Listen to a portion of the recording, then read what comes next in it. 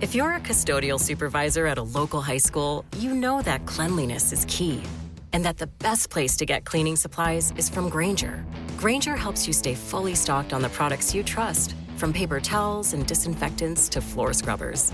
Plus, you can rely on Grainger for easy reordering, so you never run out of what you need. Call 1-800-GRAINGER, click Grainger.com, or just stop by. Grainger, for the ones who get it done. Hey, Howard. In case you need a lawyer, here's my business card. I'm attorney Howard Ankin. Oh, hey, Howard. If you or someone you know has been hurt at work, Ankin Law can get the medical bills paid, the lost wages reimbursed, Oh, hey, Howard. and the compensation you deserve. Hey, Howard. We're one of the largest filers throughout the state of Illinois of workers' compensation claims. We're here to help. Call 312-6-million. Injury law made personal, that's Ankin Law.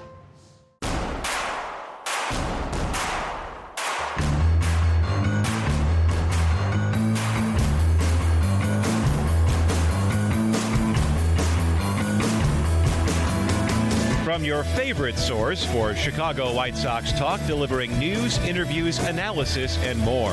This is the Sox Machine Podcast with your hosts, Jim Margalus and Josh Nelson. Thanks, Rob, and welcome to the Sox Machine Podcast. I'm your host, Josh Nelson, and it's Tuesday night, November 11, 2025. It's Veterans Day. And to all the vets and current active military members listening to this episode, we thank you for your service. In this episode, our James Fegan will be checking in from Las Vegas as he's at the MLB GM Meetings. He'll share with us what he's hearing about the White Sox offseason pursuits, and we'll touch base with what's going on around Major League Baseball, including an indictment filed against Cleveland pitchers Emmanuel Clase and Luis Ortiz for gambling. Plus, I'll have James and Jim pick apart my Offseason Plan Project. A reminder that you can still submit your offseason plans at SoxMachine.com in a future podcast episode. I'll be inviting those who submit plans to join me to defend their ideas and how the White Sox should handle this offseason. But first, we do have White Sox news as they officially hired Derek Shomon as their new hitting coach. Former White Sox hitting coach Marcus Thames will be joining the Kansas City Royals coaching staff in 2026. Shomon is joining the White Sox as he was the ex-Miami Marlins assistant hitting coach, a similar role he served with the Minnesota Twins for 2 seasons. White Sox general manager Chris Getz shared his excitement about the hire. It's exciting for us to, make the announcements on welcoming Derek Shomon and Sherman Johnson to our organization. Derek being our new hitting coach at the major league level is a delight. As you guys will get to know him, he's very high energy, very intelligent. He brings real grit to the position. His track record is strong, and his journey to this position is an impressive one. And we're very excited to have him join our team. Additionally, Sherman Johnson is our minor league hitting coordinator.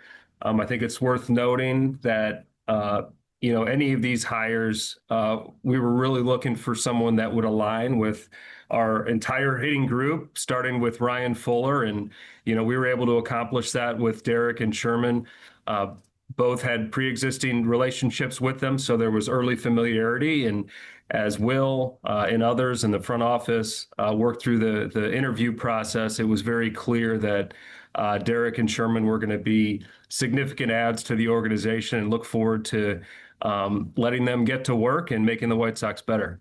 White Sox manager Will Venable continues his Lead with Empathy course by highlighting Shomon's ability to connect with people as a key attribute to his hiring. The human beings that we're adding to the organization, very excited about. Both of these guys come with a reputation around the league for being quality people who are able to build relationships. And we know that that's something that we value and it is impactful when we're trying to figure out the best way to help our players get better. And certainly Derek has the ability to, have an understanding of what it is we want to do to help people get better, and then have the ability to build the relationships to make those things happen and to leverage those relationships to help our players be the best versions of themselves. And you talk about, individually what they mean, but to Getz's point, the alignment across the organization, to have hitting guys throughout the organization with Sherman and Fuller, and that are able to complement each other well and also carry out the same vision is something that we're really excited about. MLB.com's Scott Merkin during the press conference asked Chris Getz an interesting question in regards to the heavy turnover at hitting coach for the White Sox. Since Greg Walker left in 2011, the White Sox had 6 different hitting coaches in their last 13 seasons. Getz addresses why there's been heavy turnover at that position and the difficulty of the hitting coach position in general being key factors. Certainly can't speak for all of the hitting coaches that have been here, but my time here with the White Sox, there have been a handful of different hitting coaches, and I think that speaks to the difficulty of the role, because beyond just the White Sox, the industry is making changes at that position more often than other roles. And in knowing that and looking at that, I do think that perhaps the hitting coach position has been evaluated, probably through a lens or perhaps in a way that is not fully accurate. So in an effort to centralize our hitting approach, our hitting department, that's why we brought Ryan in to oversee everything, very similar to what we did on the pitching side, because it really isn't just one person. Obviously that, in Derek's case, he's he's in a vital role, being that he's working closely with our major league hitters. He's going to communicate with Ryan Fuller. He's going to communicate with Joel and Sherman, just so, we have a system that's being carried out. But really, if you take a step back and you assess hitting or pitching as a whole, there's so much that goes into it.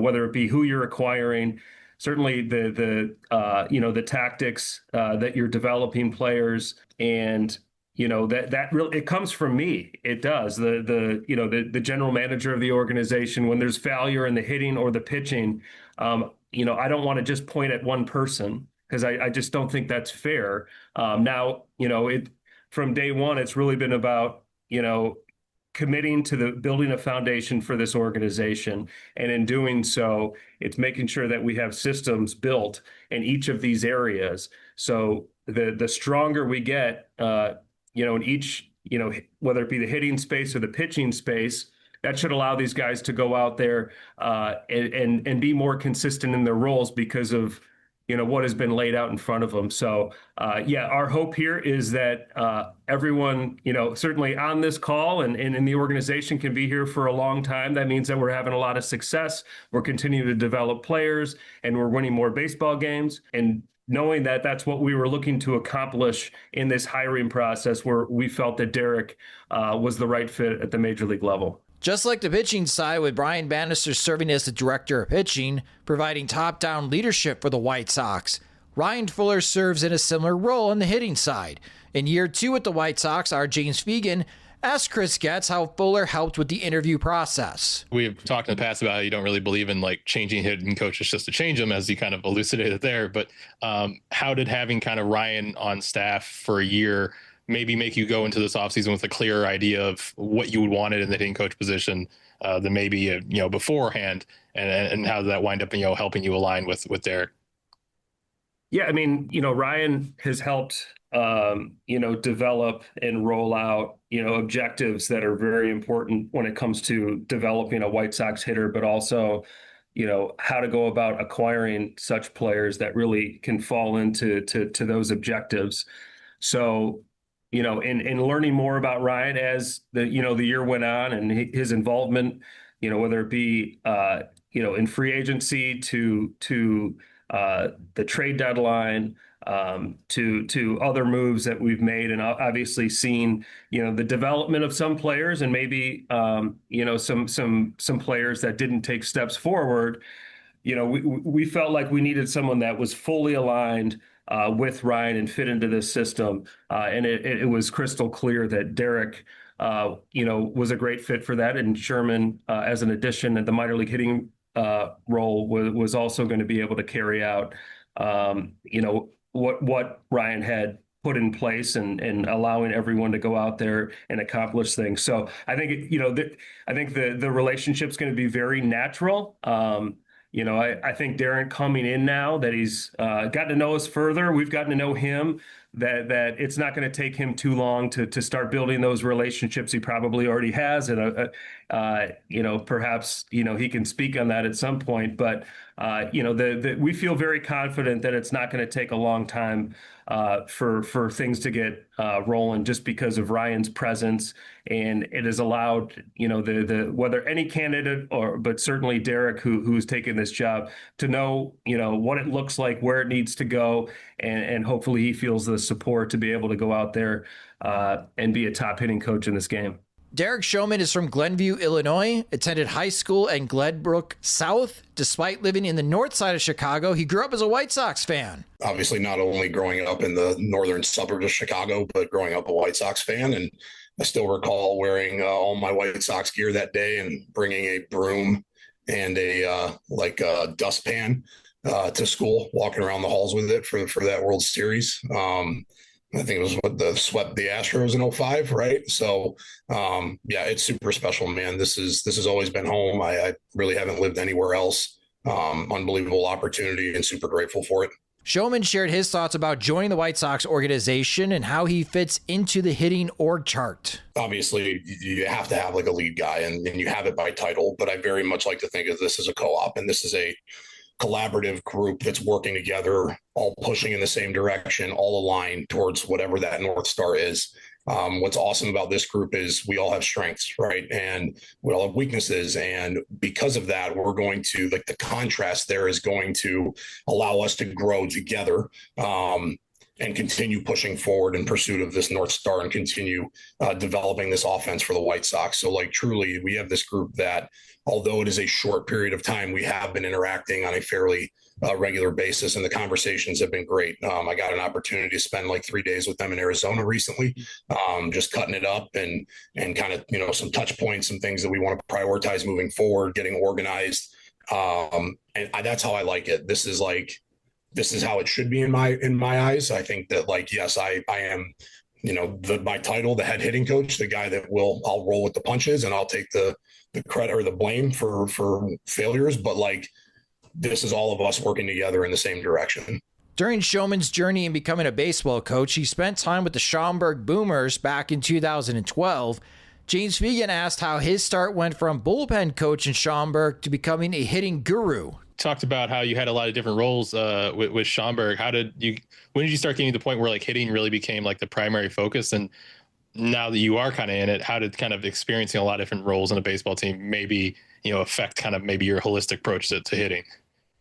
Yeah, I think I carried all these different titles in Schaumburg, but I was always super obsessed and interested, inquisitive about the hitting space. So even when I was a bullpen catcher, I was still talk hitting with guys on that 2012 Schaumburg Boomers team. And, going into some years a little bit down the road, I think I had the title of strength and conditioning coach. So I was working out with guys and kind of just loosely overseeing their stuff at the YMCA. But in those conversations, it would still go back to hitting. So even though I carried multiple titles, maybe gave me some different responsibilities over the years, which is great for just overall learning those spaces in the game, albeit the Frontier League, right? Still the game of baseball. A lot of those conversations came back to hitting. Finally, Will Venable stressed in the second half of the 2025 season that the White Sox hitters must be better hitting against the fastball. And we all saw the impact post-All-Star break when the Sox hitters started to crush the heater.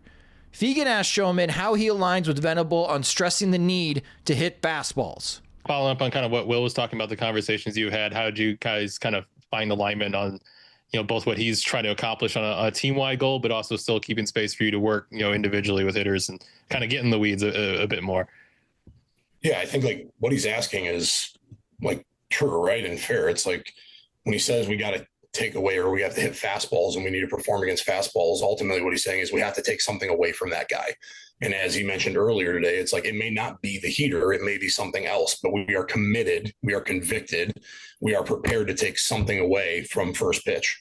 And then we will be ready to pivot to whatever the next thing is that we have to do. So it's that's common goal, I think, just from the get. And then, practice harder, man. We got to up the challenge points. Talk about level up the training environments. We want to get as close to the game as possible as much as we can.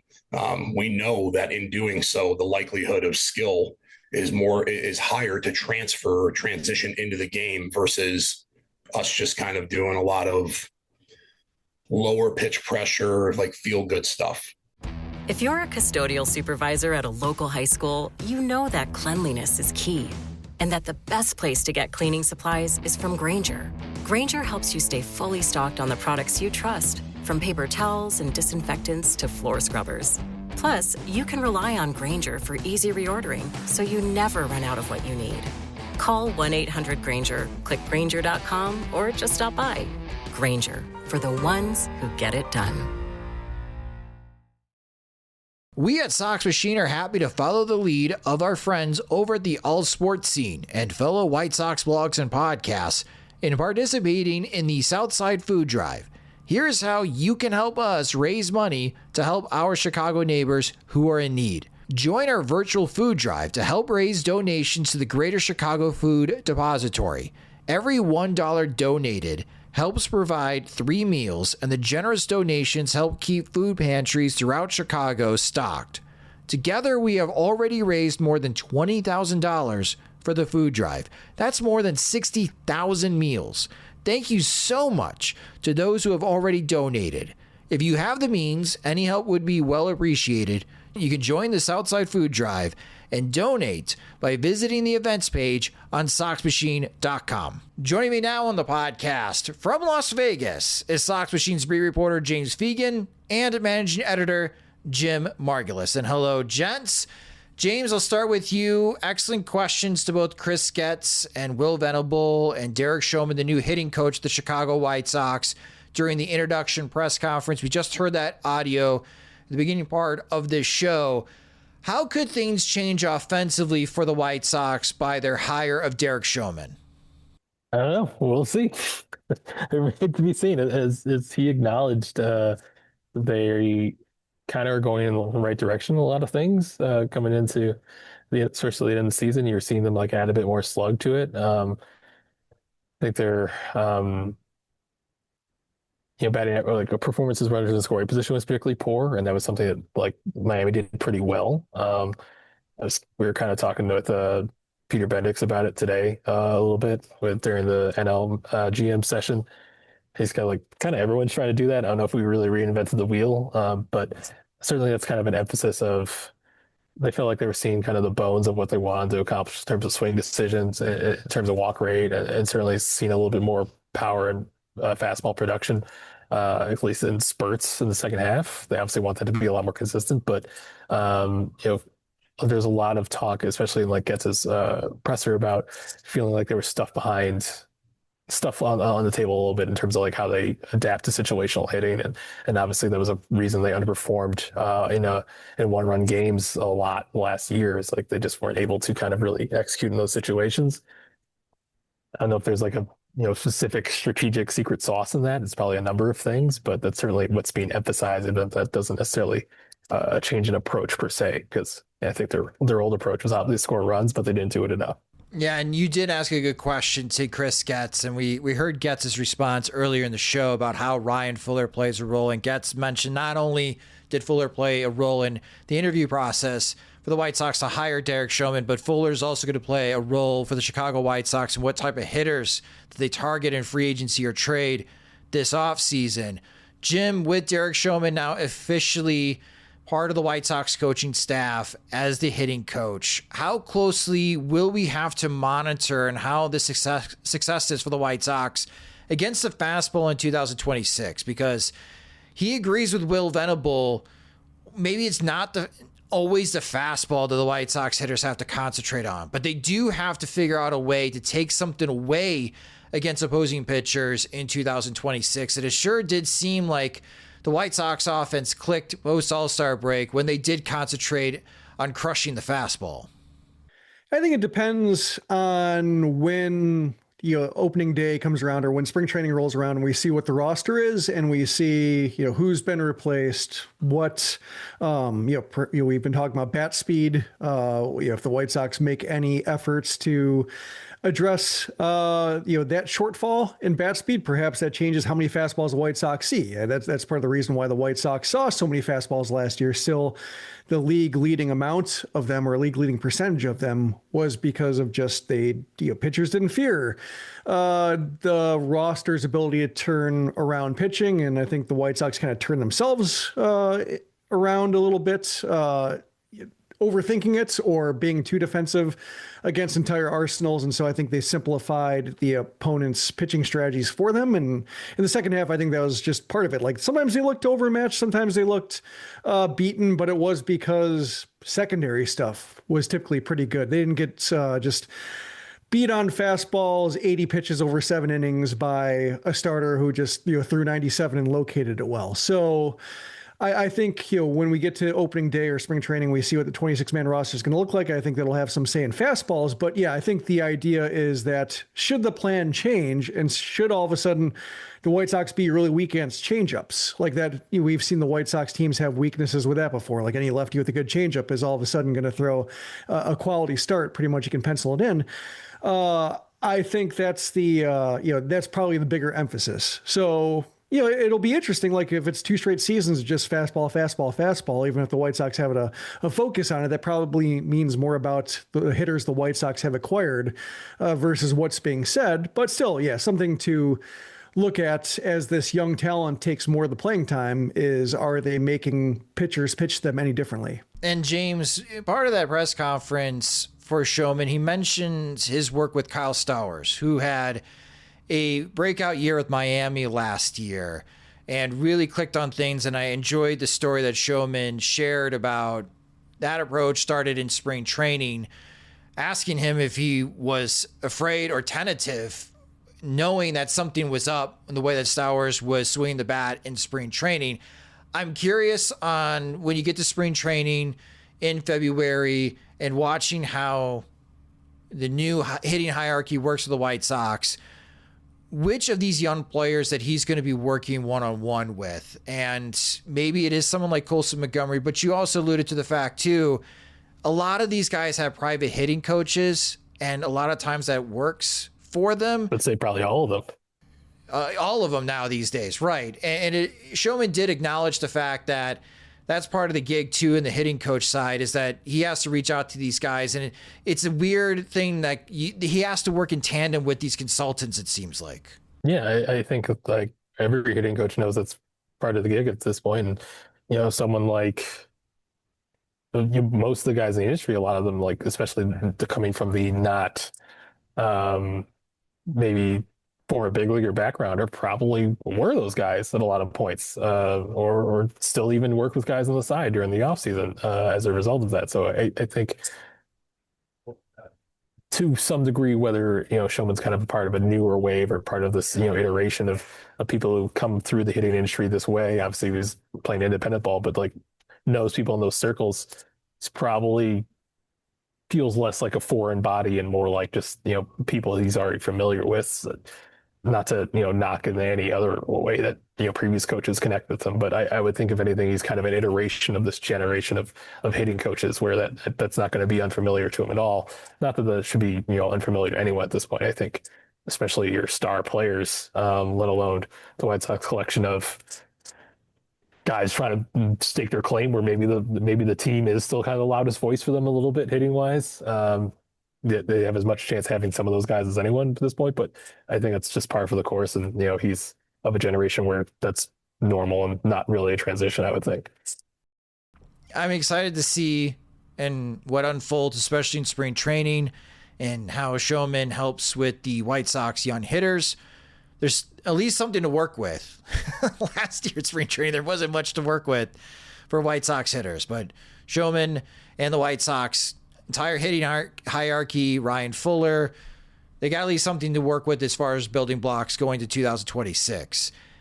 With James at the GM meetings in Las Vegas. Lots of news going on around Major League Baseball. The MLB awards have already been given out for Rookie of the Year and Manager of the Year. Rookie of the Year, Nick Kurtz won it for the Sacramento A's.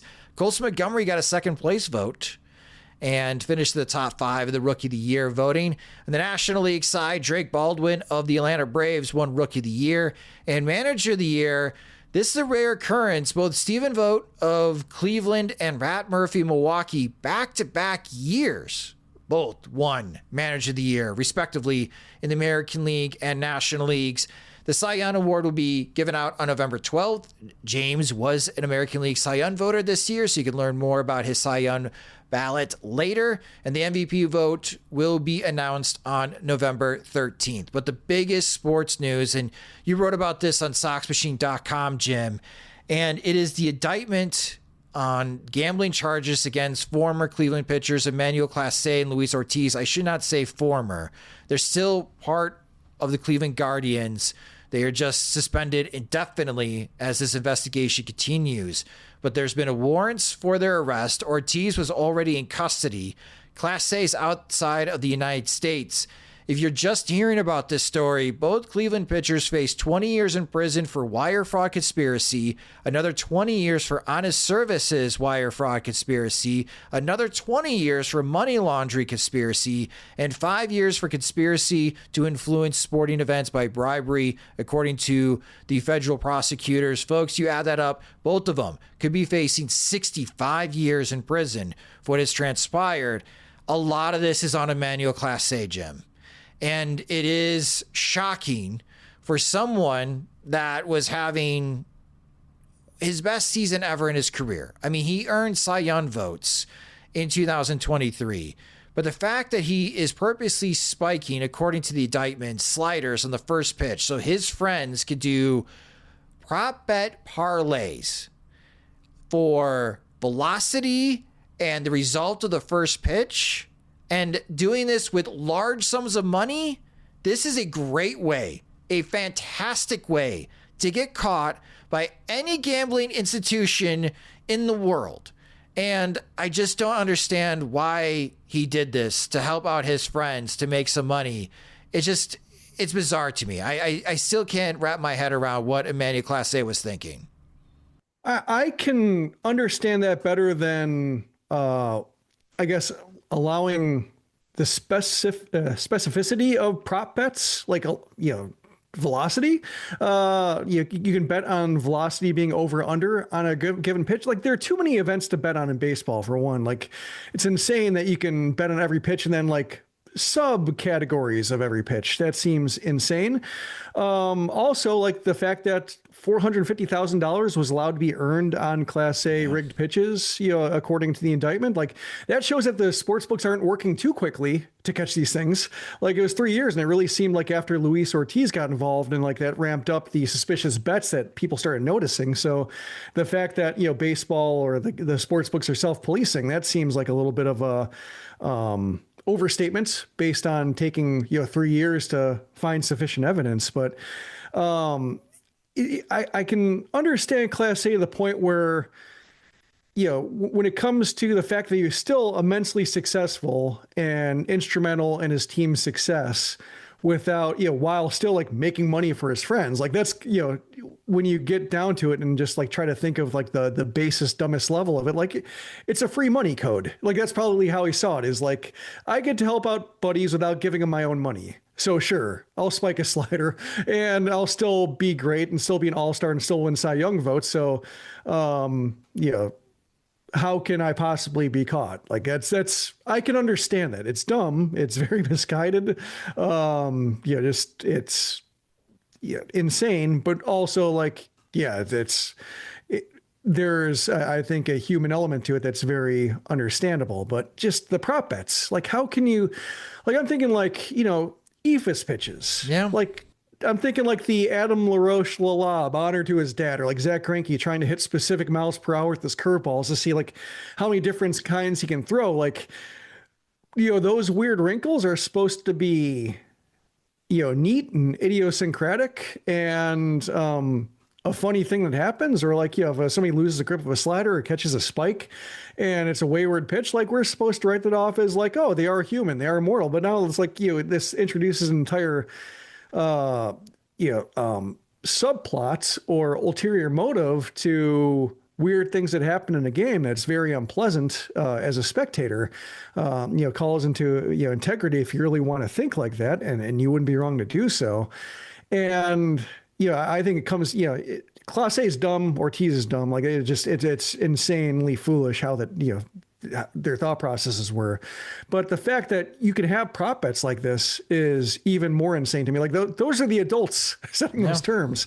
And they should be they're the ones overseeing the game, and they should be like, oh, there might be a problem with, gaming 93 miles per hour instead of 95 miles per hour to win a bet. Like the more I read about it, the more insane. Like I didn't realize that was the case. I knew there was like at bat by at bat betting, and I knew there was pitch by pitch to a certain degree, but like velocity and getting that granular is nuts. Yeah. I'm a betting guy. I had no idea you could bet on velocity. For the podcast listeners, I use DraftKings, the sports book in Illinois, the app, to make bets when I want to bet on baseball games. I had no idea you can bet on velocity. And you make a good point. Like maybe the sports books knew early, but they have to share this information with Major League Baseball, and Major League Baseball maybe needed more evidence that this was really happening, and they just had so much of it until they had to report it to the FBI, and the FBI takes their time with these types of cases, because when they make charges against you, you're pretty much guilty. Like they just don't throw out charges like this, and it's 65 years for both that they could be facing in prison. And I wonder how this is going to change things with Major League Baseball and gambling, Jim. Like maybe they do need to take away, well, they did one step. They have limited, you can only bet $200 on live prop bets moving forward. That's, in my opinion, that's still quite a bit of money. It's not on the level of $20,000. I still don't know if that's going to deter anybody else. Does it make it harder to police, though? Yeah, I don't know. Like, I don't know if that's going to deter anyone. Like, if the amounts are smaller, it doesn't make it harder to notice that people are betting on rigged pitches. I wonder if they have to get rid of live prop betting moving forward when it comes to gambling with Major League Baseball. Yeah, I mean, I think the amount of money that Clase was getting, reportedly, is a case where like the money's not the driving factor. It's, as Jacob Pomeranking noted, the chair of the Black Sox committee for SABR, he's saying like, that's what, Eddie Seacott, Lefty Williams got like in 19 World Series. Like it's not the money, it's just greed and maybe just ignorance in terms of, or bad advice in terms of what they consider throwing a game or affecting the integrity of the game to be. But like the rule is posted, Rule 21 is posted in every clubhouse about betting, and just, it's probably not information. It's probably not, the specific money. It's just greed and being able to make more money either for you or for your friends without having to, give it out of your own pockets. That really seems to be the driving factor. And I think if you just limit it to $200, like somebody's still making money for free. If that was the rationale before, like that doesn't remove the rationale. It limits the payout a little bit, but the payouts aren't that big to begin with. To interject, I guess, breaking news, just that Ken Rosenthal reported that the league is intending to suspend Clase or Ortiz, or make suspension decisions on them before spring training, which largely just affects Cleveland's budget since they don't have to pay them if they're suspended. So the league would be doing Cleveland a favor. If they suspended them, for sure. Yeah, I think that's a no-brainer. No-brainer. With all this evidence, I mean, Emmanuel Clase, both of them are going to be banned for life, but like Emmanuel Clase was having terrific seasons for the Cleveland Guardians.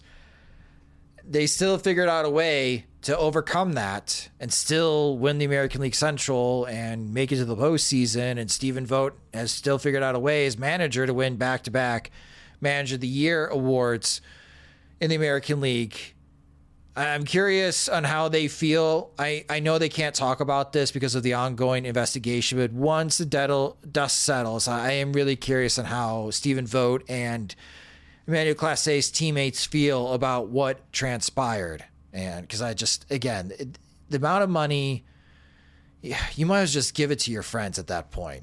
Like, major leaguers, just don't get caught in this. Just don't.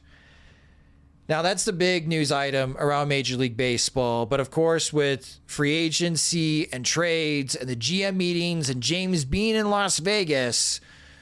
So, James, let's start with that. What have you learned so far from the MLB GM meetings, either from a White Sox perspective or league-wide?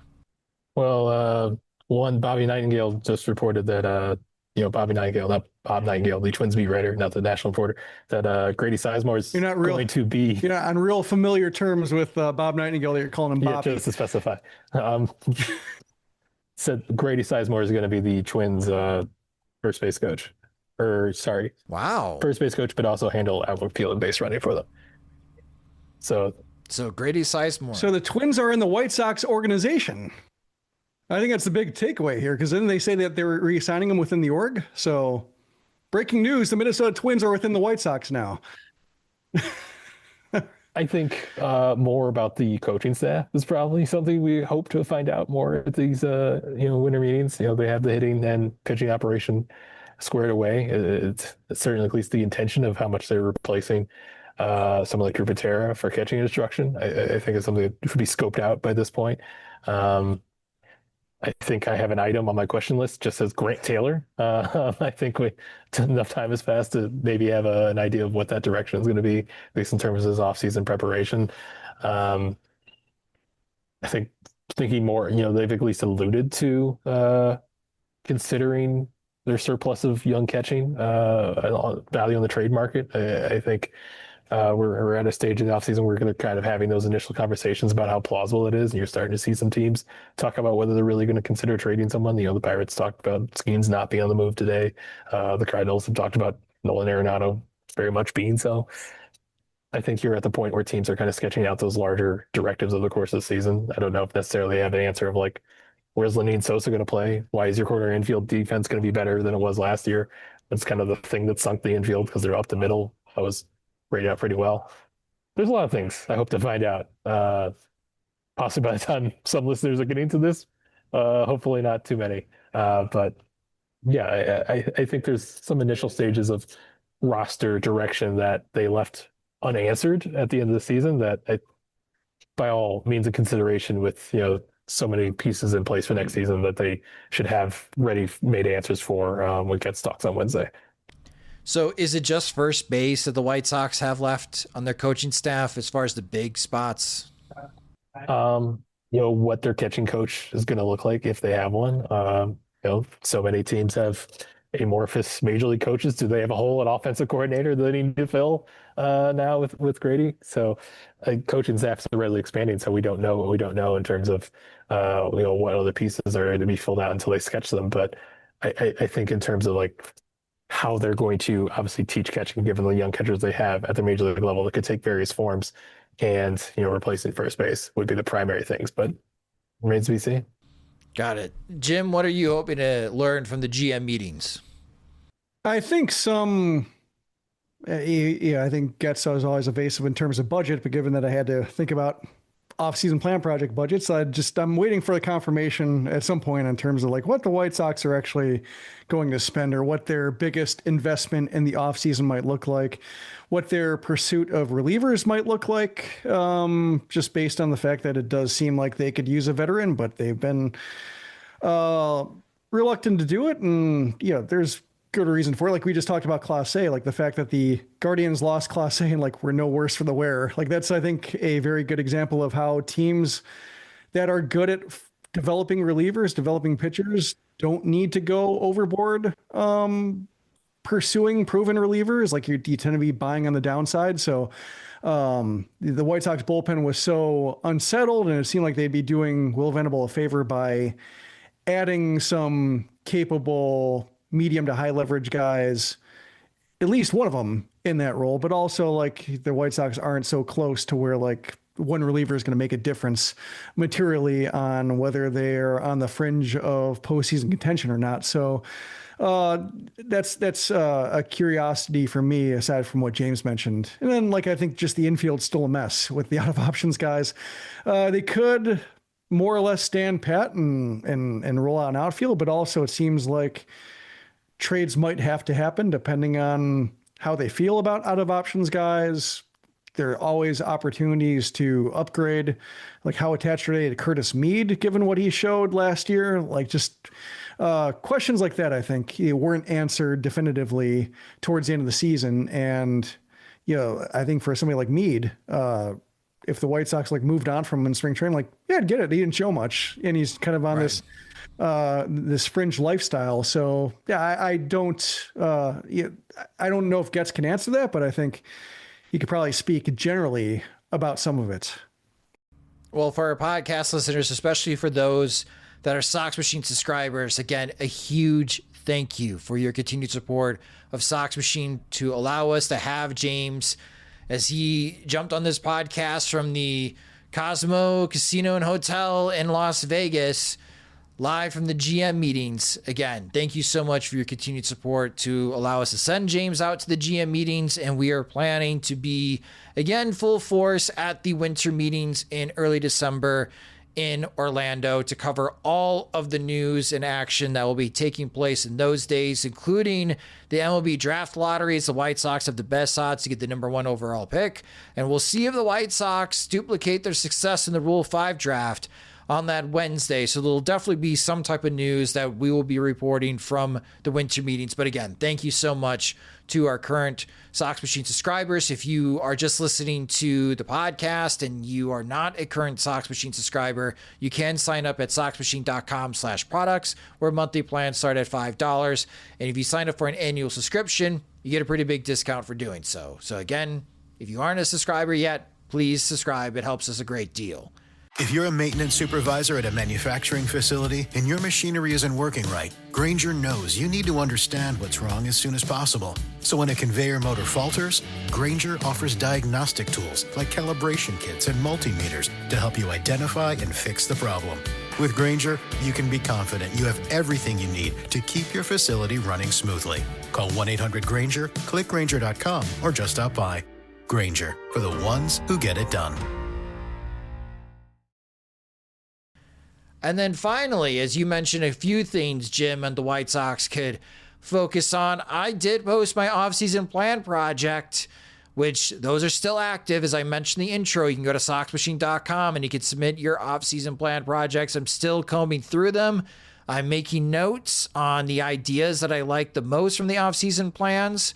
And I'll be inviting you guys on a future podcast episode to defend your ideas. But now I am setting myself up for Jim and James to rip apart my offseason plan. So I'm just focusing on the 6 free agents that I have the White Sox signing. I don't think the White Sox are going to make any significant trades. I'd almost advocate that they don't, and just keep some of their prospects and seeing how they develop through the offseason going to spring training, because there's not a whole lot of depth right now that the White Sox can provide internally with what they have with their current farm system. I know it is getting better. I know the results of the Arizona Fall League are very promising.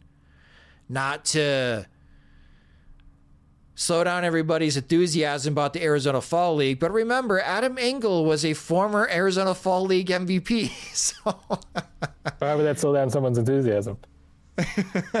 Probably increases it. What am I thinking? He made it against considerable odds. He did make it. He did.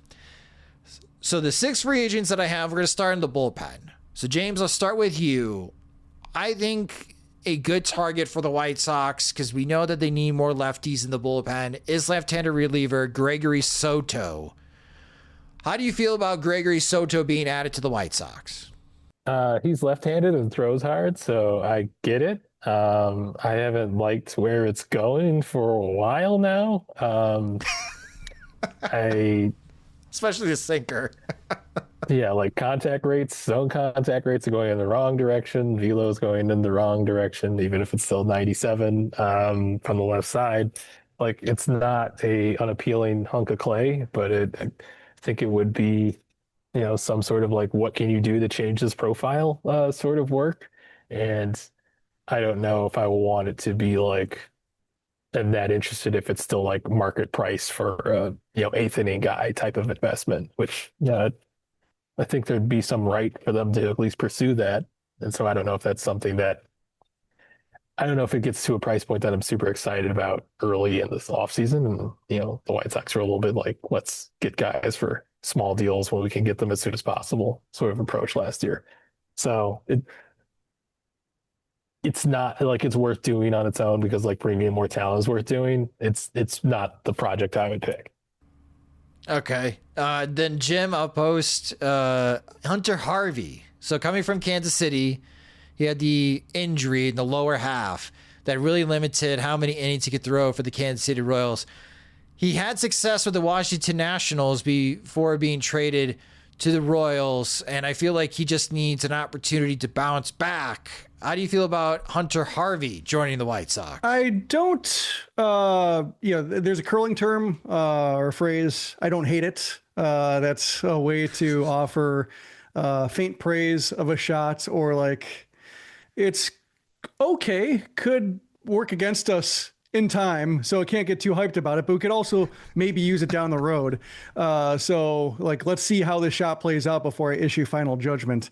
But I would kind of get like, I don't hate it. Like, there are some decent raw ingredients. I think just get a little itchy when it comes to the White Sox and just feeling confident about picking up guys and counting on guys who spent most of the previous year hurts or ended the year hurts. I'm thinking like, speaking of former Royals relievers like Kelvin Herrera, like he had the foot injury, hampered him, and like they gave him 2 years and paid him $8.5 million or something like that. And he was just compromised from day one, didn't have it.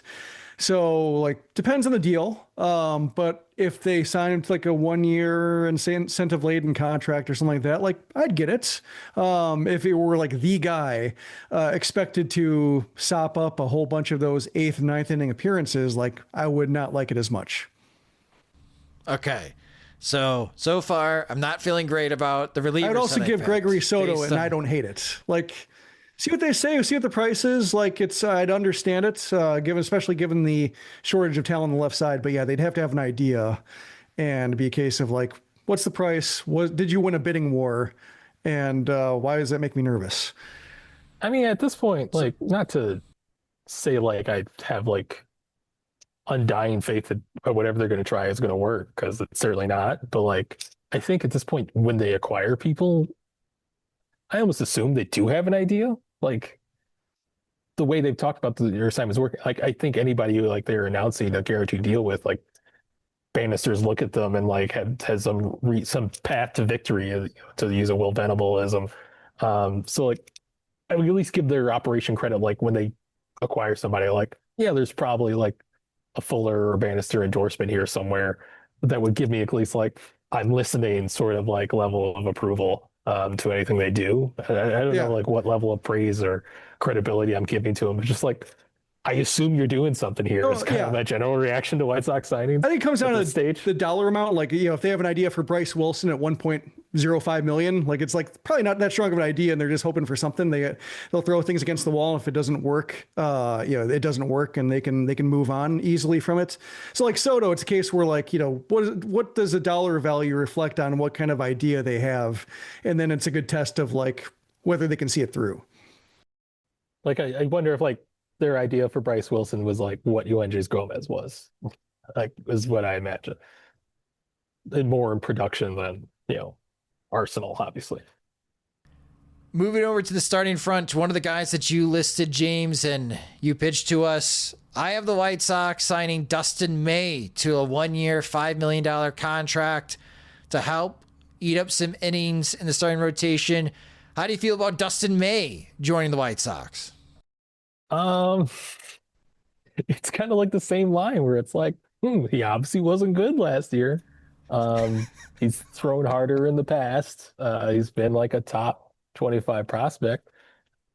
I assume if he's in the door, they've got like, I'm I'm sure they'd just be gushing about like his raw talent and like what they see in him if they brought him like, oh, we love the seam effects. There's so much potential there. Like I can only assume there'd be jazzed if they landed him. So like I can't be like about it now and then right like 2 weeks from now if they sign him and be like, well, they're really excited. This is the most excited they've ever been. Like, and everyone knows that I poo-pooed it. But like he's I don't know, mixed feelings. Like I'm definitely like they would need another plan for who's going to be reliable innings wise. Like that can't be like this is our Martin Perez because he threw 130 innings last year. Like the health history is not there. Like it's intriguing as like a shot, a chance take. It can't be there. We're protecting our young pitchers with Dustin May type of signing. Like that's not your surefire 150 innings that you need to get. So if anything, that might signal a more exciting offseason. Like, oh, you think you have enough budget room that you feel like you could take this, this shot that doesn't necessarily guarantee you any innings, and you're still going to do more where you do secure it on the back end because like it doesn't fit into that peg, that slot. Like it's too risky to like it almost implies another signing to be your main rotation ad.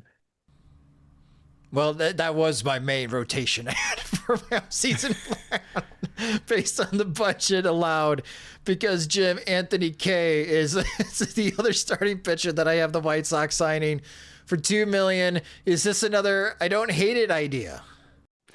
It's like for $2 million, I think I don't see the risk, assuming he's healthy. Like that's pretty much the cost of entry for most pitchers with any kind of MLB or draft pedigree plus success overseas, 1 year club option, like what's it, 2.5 million total because he gave him a $500,000 buyout, but seems fine, especially lefty. Like they can use left-handed depth. So even if he doesn't like stretch out as a starter and he just lives this kind of long relief, spot starter opener type role, that Tyler Gilbert, kind of fills the same thing. It's redundant. But you're not going to find cheaper, I think, for the kind of upside he presents. So, like we talked about with like Martin Perez and Bryce Wilson, like plan A and plan B for innings, or like the priority one, but also like say somebody you might be able to chip in with either some starts or some bulk. And I think like Kay would fit that second pitcher pretty well. Yeah. So when you look at the money that I want the White Sox to spend out of the remaining budget for relievers and for starting pitchers, I end up spending majority of my offseason budget on the outfielders, starting with Mike Yastrzemski as a plug-and-play option in right field. James Fegan, how do you like the idea of Mike Yastrzemski, 35-year-old Mike Yastrzemski, joining the White Sox?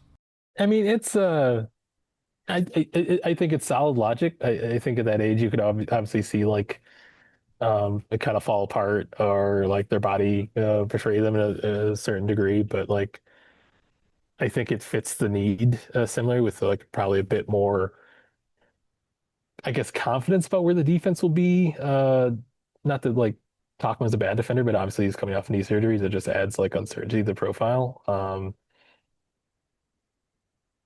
I could see like maybe we see like the bat speed fall off a little bit, or like he's just at an age and like the level of like he's not a dominant player. Like a step back is, doesn't necessarily have like regular sort of floor there. But yeah, I think it's a reasonable facsimile of what worked pretty well last year. So I wouldn't see it as like a thumbs up, but I'm not like jumping up and down. Like you did the job. It's like you're not getting an A on this project, but you were certainly passing and saying nice things to you about your parents. To your parents. Thank you, James. All right, so I'll take the faint praise as a positive with Mike Yastrzemski, which leaves the last free agent on the list, Cedric Mullins. And the thinking, Jim, is that Cedric Mullins really needs an opportunity to prove that he can start. He's a 31-year-old outfielder now. Yes, he has been declining since his 6 WAR season, but I feel like he needs a second chance. I would have him play mostly in left field when Luis Robert is healthy, but we know that somebody needs to play center field, and I would still give Mullins those opportunities if you're going to have Robert get days off as a DH, or if he does land on the injured list. How do you feel about Cedric Mullins as a target for the White Sox? He's interesting in terms of like, would he want to play left field? Would he be somebody who's more valuable as an everyday center fielder? Is there a team that can use him every day in center? Like, the metrics seem to be sharply divided on his ability to cover center field. And I think StatCast is typically, I think Tom Tango has written that StatCast is more reliable with outfielders. Defensive run saves tends to be a little bit better with infielders, video scouting, just because I think there are more subtleties to the position versus outfielders being about like range and jump and in routes and more about like sheer physical talent or instincts being measurable, running straight line speeds for considerable distances. And so like StatCast is fine with his defense, like slightly above average, like defensive run save, hates his defense. So it's a case where like if he's more of a liability or in the process of becoming a declining center fielder who might be stretched in center, then you kind of run into the same issue last year of just having like a little bit of an overinvestment into somebody who's like kind of a backup center fielder and doesn't hit for enough power and left. So it's a case where I feel like he could do better to find everyday center reps, assuming like Luis Robert doesn't get hurt like in spring and create all those opportunities for him. And I think just, having come off the, Andrew Benintendi with a 5-homer season in left field, like, I don't know if the White Sox get all jazzed up. I think it's also a case where you can maybe pick one of Mullins or Yastrzemski, but like having 2 one-year contracts for an outfield feels like maybe they should pursue a little bit more upside of finding a longer-term solution for one of the spots, because like Braden Montgomery is hopefully coming, but you still have a lot of uncertainty with the other outfield spots to where, some of that playing time might be better used for somebody with arb years left, for instance. So like whether that's a trade, whether that's an out of options candidate on another roster that the White Sox have room for in their outfield, I think there's more room to play with the playing time you're allowed to afford these guys that other organizations might not be able to. No, this is good feedback. Good takeaways. So do you like it? Do you hate it? Do you not hate it? As far as my offseason plan, Jim. I think if the White Sox like executed it to the move, you'd see it like this is a more professional product. In terms of if everybody is able to take the field in their assigned positions, like it's a case where like if Harvey's not looking like, his peak of the last 2 years coming off of injury, and Soto is just somebody who's not consistent enough to get save opportunities, but is like a major league arm who deserves like medium leverage opportunities. I guess I like him just because like they just need so much help from the left side throwing strikes, and he does at least that. So like I think the bullpen would be potentially solved, which is one of the issues I just talked about. So that's good. I think starting innings, that's where it gets a little bit dicey. Yeah. And then the outfield would be like watchable, like better defensively, helping the pitching staff. So I would get that, but you're also maybe buying into declines to where like if it doesn't go well in April or May, then what? It would be my reservation. So more watchable product, and I think gets you closer to like a win projection that starts with a 7. But then like have you prepared for 2027, or is it because of the labor uncertainty that you don't consider 2027 to be able to be planned for yet? I guess we'll see as it unfolds. Like your plan may make more sense or may fit in well with how teams are behaving, depending on how scared or apprehensive they are of making commitments beyond 2026. Yeah, because my mentality is Jerry Reinsdorf is my boss. Like my plan that I attacked this from an angle of, I think this is what Jerry Reinsdorf would approve.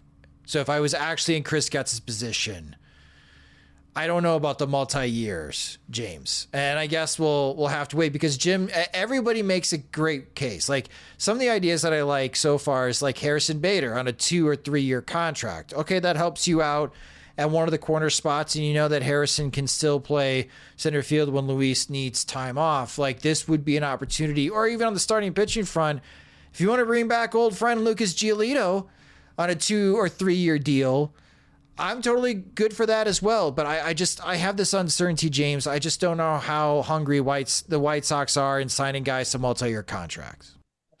The White Sox signing Lucas Giolito right before a labor impasse. That would be something. I feel like you missed you mixed being possibly risk averse to a fault with the outfield by being incredibly risky with your pitching construction. I can't tell if I admire it or fear it. But it would be interesting to cover. Dustin May would certainly be an interesting project to watch fall out if the outfielders got sad and old. That I don't know if I would enjoy that as much, but if they flourished, I think they'd be fun hangs and insightful to talk to. So I don't know what to make of it. My years could vary in quality wildly, which you seem to enjoy. You seem to enjoy when I'm put in chaotic situations. Yes, that seems to entertain you. Jury's out on how I feel about that too. Now that we think about it. Well, again, you guys can still submit your off-season plans on SoxMachine.com, and we'll have that recap episode.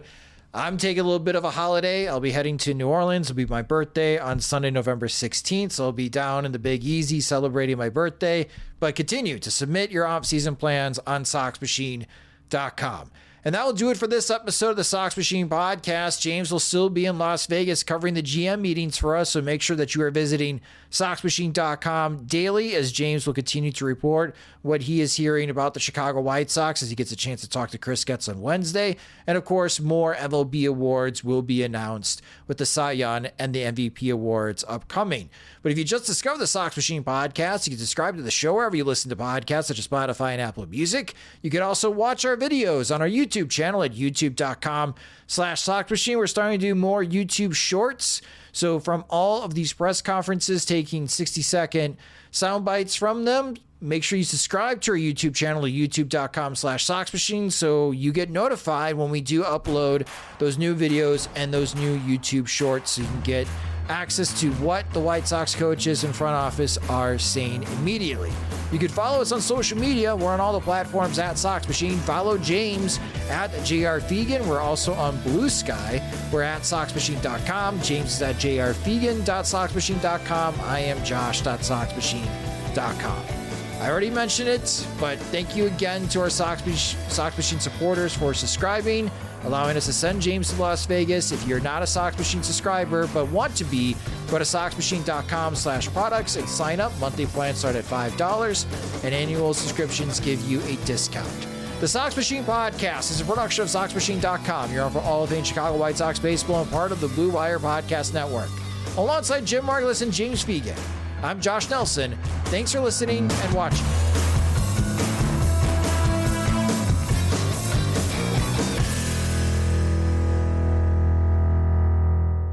If you're a maintenance supervisor at a manufacturing facility and your machinery isn't working right, Grainger knows you need to understand what's wrong as soon as possible. So when a conveyor motor falters, Grainger offers diagnostic tools like calibration kits and multimeters to help you identify and fix the problem. With Grainger, you can be confident you have everything you need to keep your facility running smoothly. Call 1-800-GRAINGER, click Grainger.com, or just stop by. Grainger, for the ones who get it done.